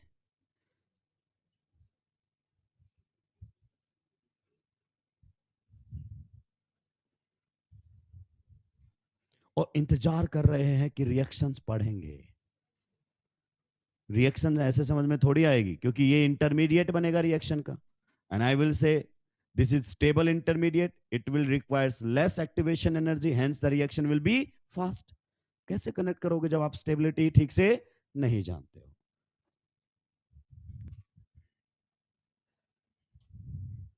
जब पिछले दो क्वेश्चंस में आरएस मैंने बनाई, तो आप में इतना कॉन्फिडेंस आ गया था कि अब मैं आगे पढ़ा दूंगा। और जैसे मैंने कहा कि आरएस बनाइए, तो उसी पर ही बना रहे हैं, उसी पर ही मिटा रहे हैं। कुछ मॉलिक्यूल को ऐसे बैठे देख रहे हैं कि मॉलिक्यूल खुद बोलेगा कि अगली आरएस क्या बनेगी। कितना मत घूर मुझे, मैं बताता हूं क्या करना है तुझे। कितनी आरएस बनी? 5। 4 बनी है, और जोर लगाओ, 5 बन जाएंगी। इधर देखिए सभी, अब सभी का ध्यान बोर्ड पर होना चाहिए। एक भी बच्चा नोट नहीं करेगा, सबका ध्यान बोर्ड पर होना चाहिए। देखिए ये क्या है आपका पाई, और पाई बॉन्ड से नेक्स्ट एटम पर पॉजिटिव, अपना काम हो गया। यहां पर कॉन्जुकेशन है। अब कैसे चलते हैं अपन, यहां पर लिखते हैं स्टार्ट पॉइंट, यहां पर लिखते हैं। अब बताओ अगली आरएस कैसे बनाते हैं। Pi bond will move towards the positive and the positive charge will appear at the, सही बात है कि नहीं है? तो यहां पर क्या बनेगा? Double bond. और यहां पर क्या जाएगा? पॉजिटिव। बताइए कोई बड़ी बात थी? कुछ लोगों ने बना दिया है बीच में ये एरो नहीं बनाया। तो इन दोनों को कैसे रिलेट करें? ये दोनों रेजोनेंस स्ट्रक्चर हैं, मतलब ये दोनों ही क्या है? Benzyl cation. दोनों ही बेंजाइल केटायन है। ये दो स्ट्रक्चर हमने सोची है कि ऐसा हो सकते हैं। ये क्लियर? अब फिर से देखो दोस्तों, आंखें खोलो। ये क्या है? Pi bond. और पाई बॉन्ड से नेक्स्ट एटम पर क्या है? तो फिर से start point, and point. Pi bond will move towards the positive charge and positive charge will appear at the end point. सही बात है कि नहीं है? तो यहां पर आप लोगों के सामने डबल बॉन्ड, और यहां आ जाएगा पॉजिटिव चार्ज। यहां पर फिर से आपका क्या था? डबल। बाकी को मत छेड़ो। कुछ लोग क्या करते हैं, एक साथ सारे पाई बॉन्ड घुमा देते हैं, गड़बड़ हो जाती है। फिर देखो ये क्या है बच्चों? Pi bond. और ये क्या है? पाई बॉन्ड से नेक्स्ट एटम पर पॉजिटिव चार्ज। अब बताइए, pi bond will move towards the positive and positive charge will appear at the end point. कहीं घबराने की जरूरत ही नहीं है। तो यहां पर आ गया है आपका पॉजिटिव चार्ज। अब बताओ इससे आगे, इससे आगे अगर आप आंखें खोलोगे, और अगर आपके पास आंखें हैं, तो आप पहचान लोगे ये क्या है? और उससे आगे पॉजिटिव चार्ज, तो pi bond will move towards the end the positive charge will appear at the end point. तो आप देख रहे हो पॉजिटिव चार्ज घूम के फिर से उसी कार्बन पर लौट आया है। इसका मतलब ये क्या है, डीलोकेलाइज, घूम रहा है, आप देख रहे हो। ये बन गई आपके सामने रेजोनेटिंग स्ट्रक्चर। अब बच्चा कह रहा है नहीं नहीं बनाई तो मैंने भी यही है, पर 5 नहीं है सर, ये 5 नहीं है, पहली और 5वीं तो एक ही है, वो आइडेंटिकल नहीं इक्विवेलेंट है। आंखें खोलो और देखो, इसमें यहां पर क्या है और इसमें यहां पर डबल बॉन्ड नहीं है। ये दिख एक जैसी रही हैं लेकिन ये एक नहीं है। अगर इनफैक्ट आप यहां पर मिरर रख दोगे तो आखिरी वाली दिखाई देगी। इसका मतलब ये इक्विवेलेंट आरस है। सेम टू सेम कहानी किसके बीच में है, सेकेंड और फोर्थ। गौर से देखो, तो ये भी इक्विवेलेंट हैं, ये आइडेंटिकल नहीं है। तो बताइए कितनी आरस बन गई बच्चों हमारे सामने, 5। क्लियर। अब बनाते हैं क्या, रेजोनेंस हाइब्रिड। क्या बनाते हैं, रेजोनेंस हाइब्रिड। अभी तक जितनी भी आपने स्ट्रक्चर बनाई ये रियल है कि हाइपोथेटिकल, ये तो हमने सोचा है कि मॉलिक्यूल ऐसा हो सकता है, पर रियल मॉलिक्यूल तो कुछ अलग ही होता है। भाई ऐसे देखकर तो ये लगता है इसका मतलब तो सर बेंजाइल केटायन को किसी एक स्ट्रक्चर से बना ही नहीं सकते, कुछ ये बनाएंगे कुछ वो बनाएंगे कुछ वो बनाएंगे और कुछ वो बनाएंगे, बनाया जा सकता है, but that will be the hybrid. ये एनसीईआरटी की लाइन है, a molecule can be represented by a single structure. अब आपको समझ में आया, क्योंकि 5 तो आपने ही बना दी। क्या एक स्ट्रक्चर से दिखाया जा सकता है, हाँ, पर that will be the resonance hybrid, real structure of the molecule. तो आप बताइए क्या बना लेते हैं दोस्तों पहले से ही, सिग्मा बॉन्ड, क्योंकि सिग्मा बॉन्ड नॉर्मली आपके रेजोनेंस में नहीं जाते। अब आइए, ये रेजोनेटिंग स्ट्रक्चर नंबर 1 है, ये रेजोनेटिंग स्ट्रक्चर नंबर 2 है, ये रेजोनेटिंग स्ट्रक्चर नंबर 3 है, ये रेजोनेटिंग स्ट्रक्चर नंबर 4 है, और ये कौन सी है, 5। पहली वाली आरस में बताओ डबल बॉन्ड कहां पर है, पहली वाली आरस में डबल बॉन्ड इन दोनों कार्बन्स के बीच में है, इन दोनों कार्बन्स के बीच में है, और इन दोनों के बीच में। पहले में डबल बॉन्ड की पोजीशन यही है। अब बताइए दूसरे में डबल बॉन्ड कहां है, सर इन दोनों के बीच में भी डबल बॉन्ड आ गया है। यहां तो हमने पहले ही दिखा दिया। नेक्स्ट वाले में सर यहां पर भी क्या आ गया है, डबल। उससे नेक्स्ट वाले में सर यहां पर भी क्या आ गया है, डबल। उससे नेक्स्ट वाले में सर यहां पर भी क्या आ गया है, डबल। तो जिन जिन के बीच में डबल बॉन्ड रहा है वहां डॉटेड लाइन दिखा दो। अब बताओ पहले वाले में पॉजिटिव चार्ज कहां है, इस कार्बन पर, दूसरे वाले में इस कार्बन पर, तीसरे वाले में, चौथे वाले में, और 5 में फिर वही पहुंच गया है। So this is your resonance hybrid and it clearly indicates that positive charge is delocalized, means it is shared by more than one atom। तो बताइए पॉजिटिव चार्ज कैसा है, delocalized। और बताइए delocalized का मतलब मॉलिक्यूल को स्टेबिलिटी मिलेगी कि नहीं मिलेगी, यस yes। इसी को हम डीलोकलाइजेशन कह देते हैं, जब एटम्स सॉरी जब इलेक्ट्रॉन्स या फिर चार्ज अपनी पोजीशन बदलता हुआ नजर आए। नीट 2013 में, नीट 2013 में एक बहुत ही शानदार क्वेश्चन फ्रेमिंग हुई एरोमेटिसिटी पर। दोस्तों वो क्वेश्चन हम सर लोग जो हैं वो बच्चों को समझा लेते हैं, पर खुद को समझ नहीं आया है।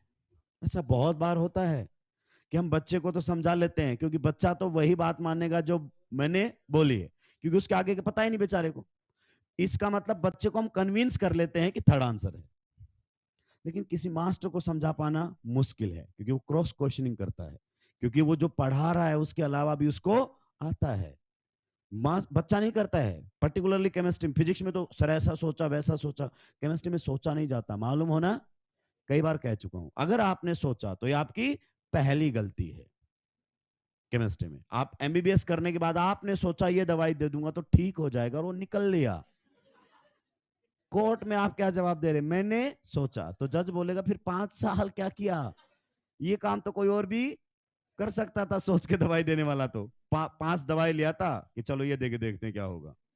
तो केमिस्ट्री में मालूम होना चाहिए। आइए, तो उन्होंने बहुत ही बढ़िया क्वेश्चन फ्रेमिंग की, इनफैक्ट ऐसा क्वेश्चन फ्रेम किया जो आज तक ना तो जेई मेंस ने पूछा था ना जेई एडवांस ने पूछा था, एकदम बेसिक कॉन्सेप्ट पर आकर क्वेश्चन फ्रेमिंग की।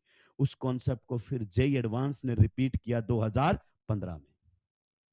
नीट जब 2013 और 16 में आया था ना, तो जबरदस्त परफॉर्मेंस के साथ आया था, तगड़े क्वेश्चंस के साथ आया था, निपटा दिया था बहुत सारे टीचर्स को। अब इसमें मैं बात करता हूं कि कितने पी ऑर्बिटल्स कॉन्जुकेशन में है, कितने पी ऑर्बिटल्स कॉन्जुकेशन में है। उस क्वेश्चन तक पहुंचने के लिए हम पहले से भूमिका बना रहे हैं। अब आप उससे 2013 का क्वेश्चन बन जाएगा, क्यों? क्योंकि पीवाईक्यू है। अब उसके कॉन्सेप्ट पहले से डिलीवर कर रहा हूं मैं, समझिए इस बात को। यहां पर बताओ क्या है? Pi bond. यहां पर भी क्या है? Pi bond, alternate pi bond है। आप बताइए पाई बॉन्ड कौन से ऑर्बिटल से बनते हैं? Parallel P orbital. तो इन दोनों ने क्या बनाया हुआ है? पाई। फिर देखो क्या है? सिंगल। फिर क्या है? पाई बॉन्ड। तो यहां पर फिर से क्या बन गया है? फिर क्या है? सिंगल। और फिर क्या है? पाई। तो ये तो कहानी हो गई रिंग के अंदर की, 3 पाई बॉन्ड है, मतलब ऐसे पाई बॉन्ड बने होंगे। आप बताइए कार्बन पर पॉजिटिव चार्ज, तो इसके पास भी क्या है? P orbital. तो आपसे पहला क्वेश्चन है, नंबर ऑफ पी ऑर्बिटल्स, या थोड़ा सा चेंज कर देते हैं, number of parallel P orbitals, parallel P orbitals. बताइए कितने पैरेलल पी ऑर्बिटल्स हैं इस मॉलिक्यूल के अंदर? अभी भी लोग 6 बोल रहे हैं। आंखें खोलो, नहा के आया करो। एक तो तुम लोग पहले दूसरी क्लास में नींद में रहते हो, या तो काउंटिंग में दिक्कत है। ये कितने हो गए? ये कितने हो गए? ये कितने हो गए? और ये पी पैरेलल नहीं है। अगर ये पी इस पी के पैरेलल नहीं होता तो रेजोनेंसी पैरेलल है कि नहीं है? तो number of parallel P orbitals कितने हैं? 7। ऐसे कुछ क्वेश्चन उठाया था उसने कि बच्चा क्या करता है, पाई बॉन्ड घुमा तो लेता है पर उसको रियलिटी मालूम ही नहीं है। दूसरा question, number of P orbitals, number of P orbitals in conjugation, in conjugation. बताइए कितने पी ऑर्बिटल हैं कॉन्जुकेशन में? सारे ही हैं, सारे ही पैरेलल हैं, तो कॉन्जुकेशन में तो होगा ना। तो number of P orbitals in conjugation 7। अगला क्वेश्चन आता है, number of delocalized, number of delocalized pi electrons। ऐसे कुछ क्वेश्चन उठाया था उसने कि बच्चा क्या करता है, पाई बॉन्ड घुमा तो लेता है पर उसको रियलिटी मालूम ही नहीं है। दूसरा question, number of P orbitals, number of P orbitals in conjugation, in conjugation. बताइए कितने पी ऑर्बिटल हैं कॉन्जुकेशन में? सारे ही हैं, सारे ही पैरेलल हैं, तो कॉन्जुकेशन में तो होगा ना। तो number of P orbitals in conjugation 7। अगला क्वेश्चन आता है, number of delocalized, number of delocalized pi electrons, number of delocalized pi electrons। आप बताइए कितने पाई बॉन्ड रेजोनेंस कर रहे हैं? क्या इस पाई बॉन्ड ने अपनी पोजीशन बदली? यस, बदल के वहां गया, मतलब ये डीलोकलाइज्ड है। क्लियर? क्या इस पाई बॉन्ड ने अपनी पोजीशन बदली? जी हां, ये बदलकर यहां गया, मतलब डीलोकलाइज्ड है। क्या इस पाई बॉन्ड ने अपनी पोजीशन बदली? जी हां, इसका मतलब ये भी डीलोकलाइज्ड है। तो टोटल कितने पाई बॉन्ड्स ने अपनी पोजीशन बदली है? 3। और एक बॉन्ड में कितने इलेक्ट्रॉन्स होते हैं? 2। और एक पाई बॉन्ड में कितने पाई इलेक्ट्रॉन्स होते हैं? 2 पाई इलेक्ट्रॉन्स। तो इस पाई बॉन्ड में कितने पाई इलेक्ट्रॉन्स हैं? 2। और इसमें भी, और इसमें भी, तो कितने पाई इलेक्ट्रॉन्स हो गए? 6 पाई इलेक्ट्रॉन्स। तो number of delocalised pi electrons is 6 pi electrons. लेकिन सर ये बेटा ये कैसा है बताओ? वैकेंट। इसमें तो कोई इलेक्ट्रॉन ही, अगर इसमें इलेक्ट्रॉन होता तो फिर हम इसको भी काउंट करते। क्या ये पॉइंट समझ में आया? तो number of delocalised pi electrons कितने हैं? 6। अगला क्वेश्चन आपके लिए होमवर्क है, draw the resonance structures and resonance hybrid. पहले मैं आपको बता देता हूं, इसका नाम बताओ क्या लिखोगे? नाम इधर सभी का ध्यान, इसका नाम क्या बोलोगे? साइक्लोप्रोपीन। और अगर मैं यहां से एच हटाकर पॉजिटिव बना दूं तो डबल बॉन्ड वालों से एच हटता तो क्या आता है? इनाइल केटाइन। तो इसका नाम क्या रहेगा? Cyclo prop. अगर इन लिख देता तो ये बन जाता, पर मैंने तो वहां से क्या हटाया है? एच, और क्या लगाया है? पॉजिटिव। तो साइक्लोप्रोपीनाइल केटाइन। कार्बोकेटाइन भी कह सकते हो, कोई फर्क पड़ने वाला नहीं है। अगले का नाम बताओ एक बार मुझे जल्दी से। कितने की रिंग है? 7 की, तो क्या रहेगा? साइक्लो। हेप्ट या हेप्टा? कितने पाई बॉन्ड हैं? तो ये आपके सामने रहेगा, सीधा लिख देता हूं, हेप्टा ट्राई इन या इनाइल? इनाइल केटाइन। और बेटा इसका बहुत ही पॉपुलर नाम है ट्रोपिलियम केटाइन भी बोलते हैं इसको। क्या बोलते हैं? ट्रोपिलियम केटाइन। ये स्टेबिलिटी में काफी का पापा निकलेगा, मतलब खतरनाक स्टेबल कार्बो केटाइन है ये दोनों ही, बिकॉज बोथ कंटेन्स एरोमेटिसिटी। आगे पढ़ेंगे इनकी स्टेबिलिटी के बारे में, अभी तो केवल आपको इनकी रेजोनेटिंग स्ट्रक्चर्स बनानी है। सुलटा दीजिए जल्दी से।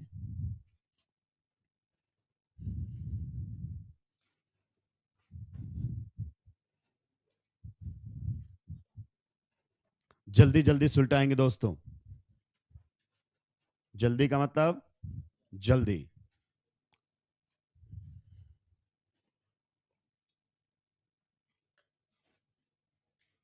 लेक्चर नंबर 1 सब अच्छे से रिवाइज करके आएंगे कि जब सेकेंड पीरियड एटम बॉन्ड बनाते हैं, कितने बॉन्ड पर कितने लोन पेयर चार्ज के साथ क्या क्या कुछ रहता है, वो सब अच्छे से रिवाइज करके आएंगे आप लोग।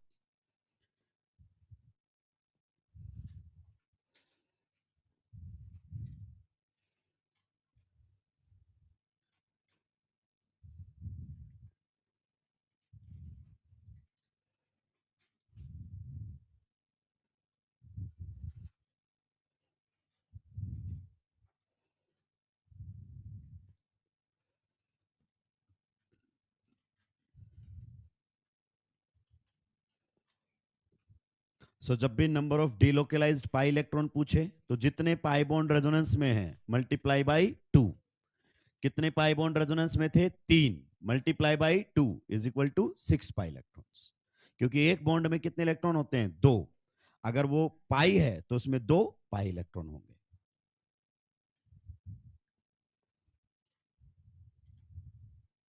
सुलटा दिया है दोस्तों।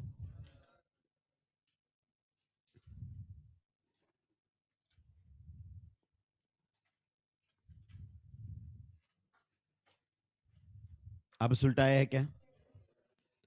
अभी देखो हम कहां पर आए? जुगाड़ पर आए। जुगाड़ पर सर हम समझे नहीं। एक्चुअली रियलिटी तो क्या थी कि अगर पाई बॉन्ड से नेक्स्ट एटम पर क्या है? पी ऑर्बिटल, तो क्या होगा? कॉन्जुगेशन।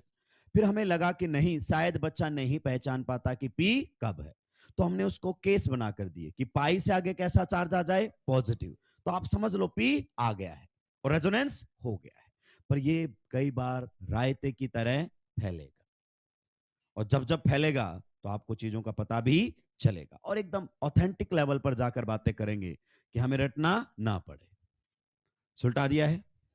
तो ये तो आपको घर से सॉल्व करना है, इसका सॉल्यूशन अपने टेलीग्राम ग्रुप पर आ जाएगा। नेक्स्ट आगे बढ़ते हैं इसी में ही। दोस्तों क्या करना है आपको? अब तो आप एक्सपर्ट हो ही चुके होंगे, क्लियर। अब आपका कॉन्फिडेंस जो है वो एकदम एक्सट्रीम लेवल पर है, ठीक है। कि सर आप तो आप बताइए स्टार्ट एंड ऐसा बनाएंगे कि आप में भी रेजोनेंस करवा देंगे। बनाइए इसकी resonating structure.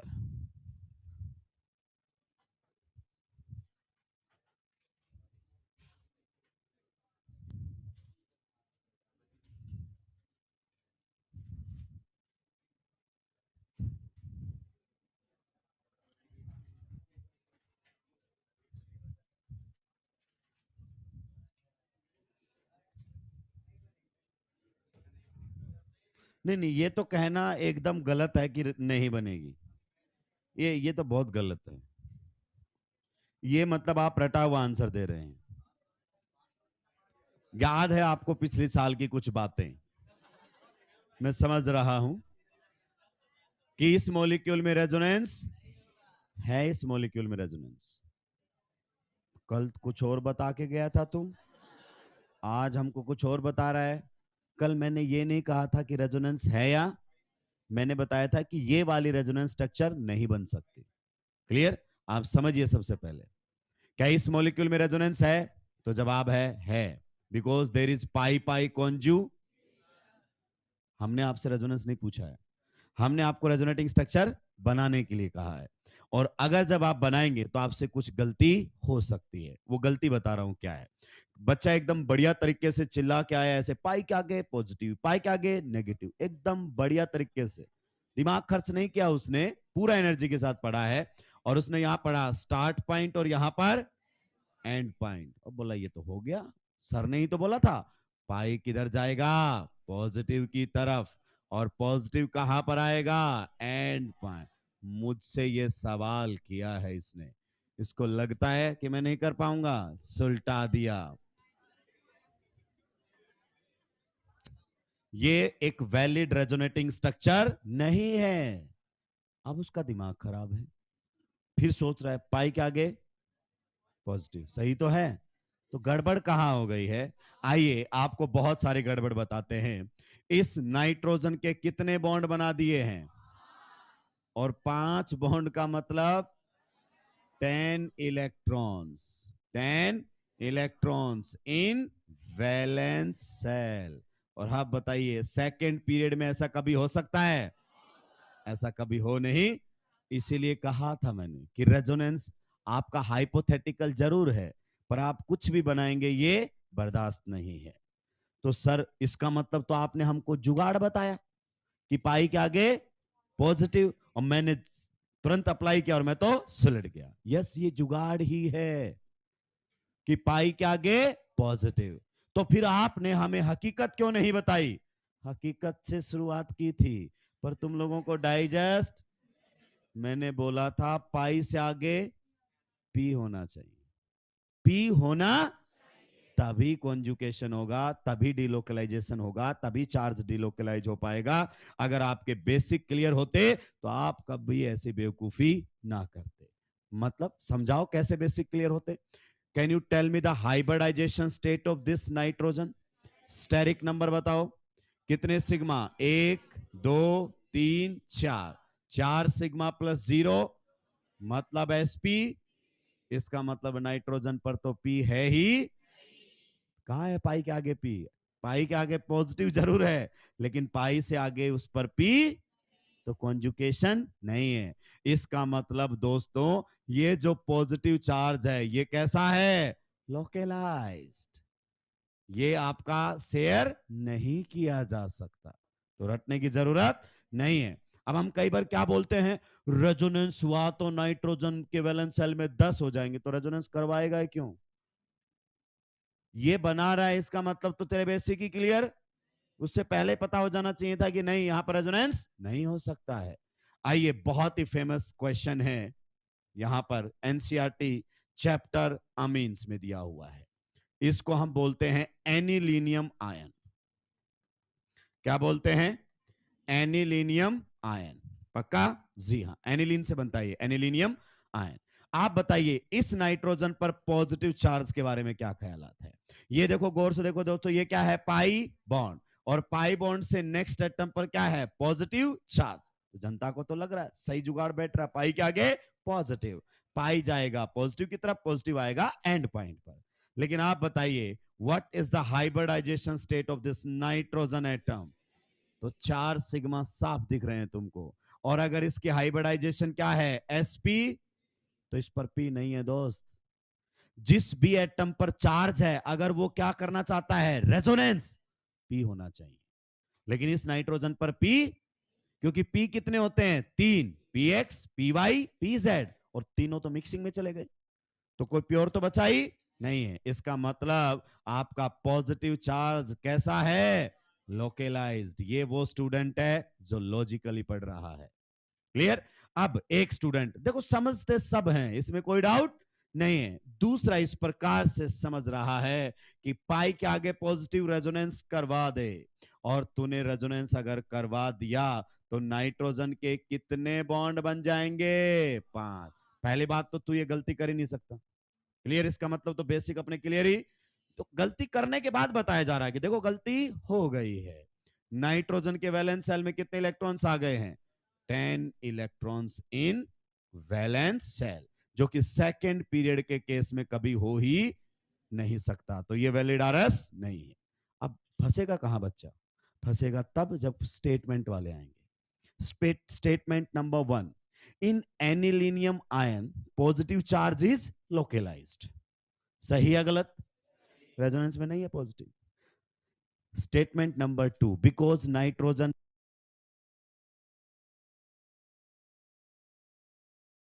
Ion positive charge is localised. सही या गलत? रेजोनेंस में नहीं है positive. Statement number 2, because nitrogen has no p orbital. बिल्कुल सही एक्सप्लेन कर रहा है। अब वो धरे का धरे रह गया जिसने पढ़ा था पाई के आगे। अब वो कह रहा है ये कैसी बात, और 2025 में यही हुआ लोगों के साथ, क्योंकि तिगड़म बाजी को एकदम एग्जामिनर साइड कर देता है। ये हमने निकाला है पाई के आगे पॉजिटिव, तो ताकि बच्चे को इजीली समझ में आ जाए। फिर जब नहीं हुआ तो बता दिया कि देखो 10 बॉन्ड 10 वैलेंस सेल में इलेक्ट्रॉन हो जाएंगे, हालांकि जवाब आप इससे पहले ही जानते थे।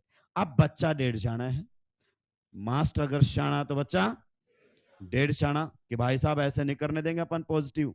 मान लीजिए PH3 आ गया, अब बताओ पॉजिटिव के बारे में क्या ख्यालात है?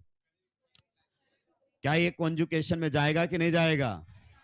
अब बोलेगा नहीं, नाइट्रोजन पर भी ऐसा ही था, इसमें आप भूल रहे हैं, फॉस्फोरस आपका 3rd पीरियड का है, इसको कहीं कोई दिक्कत, इसके पास डी अवेलेबल है। क्या अवेलेबल है? डी अवेलेबल है, तो ये बिल्कुल सही है, इसमें कोई दिक्कत, लेकिन ऊपर वालों में दिक्कत है। नोट कीजिए जल्दी से।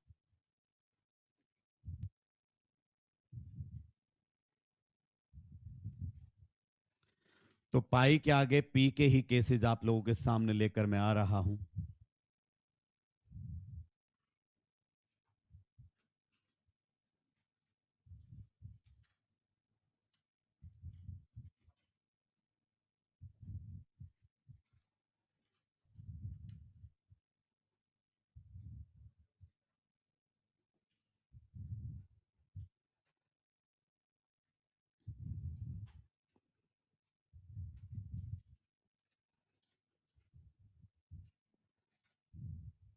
देवी जी आपने फिर एक पाई बॉन्ड कम कर दिया है, ये नहीं करेंगे भाई।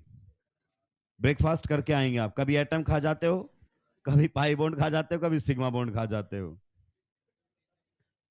और कार्बन को तो बिल्कुल भी मत खाना,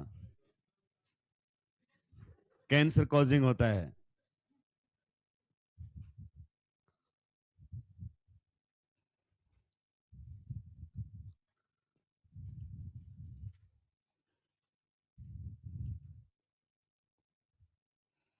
सुलटा दिया सभी ने।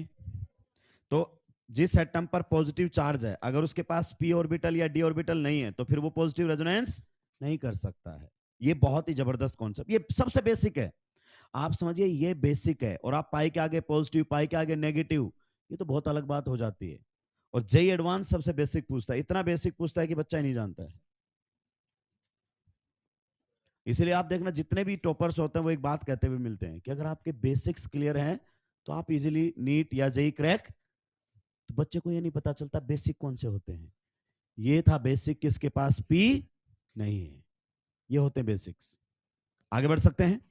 Next, pi bond and radical in conjugation, यानी कि इस बार पाई बॉन्ड से नेक्स्ट एटम पर क्या आ जाए? रेडिकल। तो वहां पर भी आपको क्या देखने को मिलेगा? कॉन्जुकेशन। आइए दोस्तों, पहले इसका नाम बता दो, इस रेडिकल का नाम क्या है? इसका नाम है एलाइल रेडिकल। पहली दूसरी क्लास में सारी बातें बता चुका हूं मैं। This is allyl radical. दूसरा, आप मुझे इस रेडिकल की हाइब्रिडाइजेशन स्टेट बताओ। हालांकि मैं बता चुका हूं सारी बातें, लेकिन फिर भी आप नहीं जानते हैं चीजों को। अगर आपके सामने फ्री रेडिकल है तो आप बता सकते हैं यहां पर इस कार्बन की हाइब्रिडाइजेशन स्टेट क्या है? So this carbon is sp2। बताया कि नहीं बताया? ये भी बताया कि अनपेड इलेक्ट्रॉन किस में है? p orbital. और ये p कैसा है आपका? ये है half filled p orbital. Half filled p orbital. p का मतलब प्योर p, अनसेड p, जो भी आप बोलना चाहें। तो ये रेडिकल की कहानी होती है। आप गलत जवाब ना दें, इसलिए मैंने पहले बता दिया आपको। ये बताइए, what is the hybridisation state of this carbon? Definitely sp2। What is the hybridisation state of this carbon? And what is the hybridisation state of this carbon? sp क्या इंडिकेट कर रहा है कि each carbon still have a p orbital. अगर sp3 हो जाता तो p बचता ही नहीं। अब आपको मैं समझाता हूं ऑर्बिटल डायग्राम से, ध्यान से सुनते जाएंगे। sp2 का मतलब ज्योमेट्री कैसी होगी, ट्राइगोनल प्लेनर। तो आपको लगेगा कि ये सर ऐसे तिरछे विरछे बॉन्ड क्यों बना रहे हैं, ताकि 120 का बॉन्ड एंगल मेंटेन कर सको। आइए ध्यान से सुनिए दोस्त, क्या इन दोनों के बीच में पाई बॉन्ड है? तो पाई बॉन्ड बिना पैरेलल पी के तो बना ही, ये रहा पाई बॉन्ड।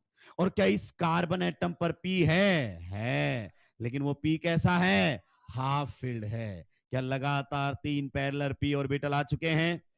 तो मॉलिक्यूल में कॉन्जुगेशन है। अब देखो जिस एटम पर रेडिकल है वो पी ऑर्बिटल रखे हुए हैं। तो ये है मेन फंडा। अब आपको जुगाड़ बताया जा रहा है कि पाई के आगे क्या आ जाए, रेडिकल, तो समझ जाओ पी आ चुका है, क्योंकि बहुत सारे बच्चे बेसिक्स नहीं जानते हैं। तो ये आप लोगों के सामने हो गया। अब इसकी लुईस स्ट्रक्चर कैसे बनेंगी वो मैं आपको थोड़ी देर में सिखाऊंगा, पहले ये जल्दी से नोट डाउन कीजिए।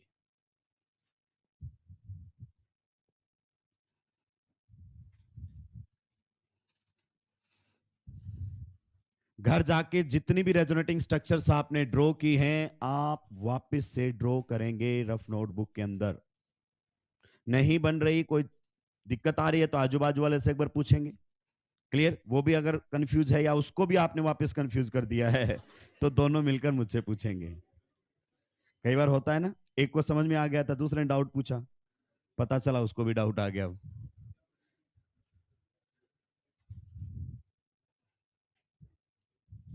फिर वो अगली बार बताता ही नहीं है कि नहीं नहीं नहीं नहीं, तू खुद तो कंफ्यूज है, मुझे और कर देता है।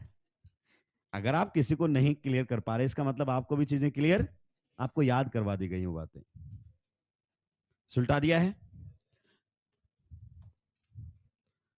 ब्लू कलर ही लेना तुम, नो सर वालों, राक्षस कलर कॉम्बिनेशन के साथ चल रहे हैं। अब तो सुलटा दिया होगा। आइए अब हम बनाएंगे कि इसकी रेजोनेटिंग स्ट्रक्चर्स बनाते कैसे। सेम पॉइंट, यहां पर आपके सामने क्या है, एलाइल रेडिकल। क्लियर? तो वही स्टार्ट पॉइंट एंड पॉइंट। बताओ स्टार्ट किधर लिखोगे, कौन से डबल बॉन्ड के कार्बन पर स्टार्ट लिखोगे, इस वाले पर किस वाले पर, रेडिकल की साइड से। तो यहां पर क्या लिखोगे, स्टार्ट, और यहां पर क्या लिखोगे, एंड। सही बात है कि नहीं? अब बताओ कैसे करना है। देखो यहां पर इस बॉन्ड में कितने इलेक्ट्रॉन्स हैं, और बॉन्ड बनाने के लिए कितने इलेक्ट्रॉन चाहिए, 2। इसके पास अपना इलेक्ट्रॉन है।